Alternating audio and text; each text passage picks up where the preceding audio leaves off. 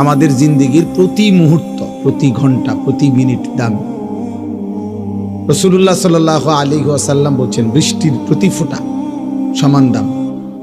মনে করেন বৃষ্টির পানি, 10 মিনিট বৃষ্টির পানি পড়ছে, তাহলে এখন প্রথম ফোঁটা আর শেষ ফোঁটা তো বেশি দামি কোনটা, কম দামি কোনটা? একই দাম, একই হিসাব, প্রতি ফোঁটা সমান মূল্যবান। ঠিক আমাদের হায়াতের প্রতি সেকেন্ড সমান দাম। আরবিতে বলা হয় আল ওয়াক্তু আনফাসুন লা তাউদু। আরবিতে বলে যে সময় হচ্ছে নিঃশ্বাসের মতো, যা আর কখনো ফিরে না। কোনো নিঃশ্বাস আর ফিরে না। কোরআনুল কারীমের মধ্যে আল্লাহ তাআলা বারবার সময়ের কথা উল্লেখ করছে। বিশেষ করে আল্লাহ বলেন, ওয়াহুয়াল্লাযী জাআলাল লাইলা ওয়ান নাহারা খিলফাতান লিমান আরাদা আন ইয়াযাক্কারা আও আরাদা শুকুরা। আল্লাহ তাআলা বলেন, আল্লাহই রাত এবং দিন পর্যায়ক্রমে বানান। একবার রাত, একবার দিন। এই যে সময়ের পরিবর্তন, সময় বদলায় দেখেই তো রাত আসে, দিন আসে। আল্লাহ তাআলা বলেন এটা পর্যায়ক্রমে আল্লাহই করেন। কেন? লিমান আরাদা আন ইয়াযাক্কারা আও আরাদা শুকুরা।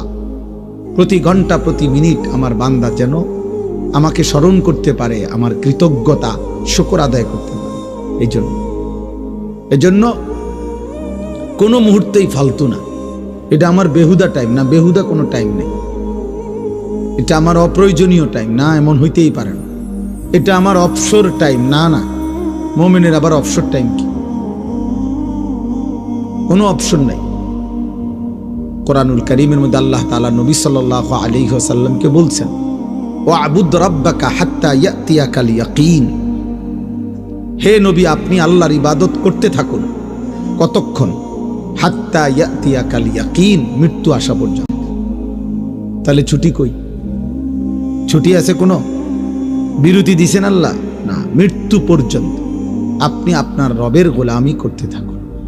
ছুটি নেই। মুমিনের কোনো ছুটি হয় না, ইমানদারের কোনো বিশ্রাম নাই। বাস্তব কথা এটা। হালাল দুনিয়ার প্রয়োজন পূরণ করা, এটাও তার দায়িত্ব। আখিরাতের জন্য পুঁজি সংগ্রহ করা, এটাও তার দায়িত্ব। ব্যবসা আমার ব্যস্ততারই অংশ, চাকরি আমার ব্যস্ততারই অংশ, বউ বাচ্চার সংসার আমার ব্যস্ততারই অংশ। সবটাই ঠিক আছে যদি আল্লাহ এবং তার রাসূলের সিদ্ধান্ত মোতাবেক হয়।